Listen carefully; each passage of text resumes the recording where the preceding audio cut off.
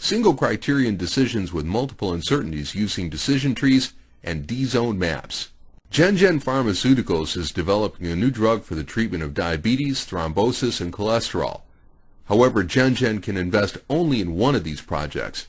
The cost of pursuing these products for the preliminary test, they have to spend $2.5 million, and for FDA approval, that would cost $500,000. The marketing department has arrived at potential revenues from these projects. Here too there are some uncertainties. There is a potential for high revenue or low revenue. For example, for cholesterol, the high revenue would be $13 million, while the low would be $7 million. Uncertainties facing GenGen are: will the preliminary test be successful? Will the FDA approve the new drug? Will sales generate the projected revenues? The question for GenGen is, which project? We can start with a 50-50 assumption for all uncertainties and then study the impact of such assumptions on the final decision. Here we have the sketch for the decision tree.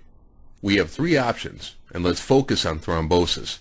If the preliminary tests are successful, then we proceed for FDA approval, and if the approval is granted, we proceed to market. And there is the potential for high revenue or low revenue. Similarly for the other two projects. Now to step 2, where we build an Excel decision tree, and in this case, it's for the preliminary tests. Once we complete the decision tree model, with one click we can create the D-zone map. The model creates 3 zones for the 3 decisions: thrombosis, cholesterol, and diabetes. The zone in which the red pointer lands is the recommended decision.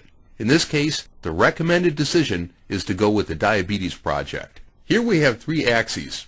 One is for diabetes, the next is for cholesterol, and up here is the thrombosis. When I change the probability of success of thrombosis, the decision is thrombosis. What is important to notice is that the distance of the pointer from those demarcation lines tells you the degree of freedom you have with regard to your assumptions. In this case, when the probability of diabetes success drops below 46%, the decision should be for thrombosis. Zone maps such as these give you tremendous flexibility to understand the sensitivity of your assumptions to the final decision.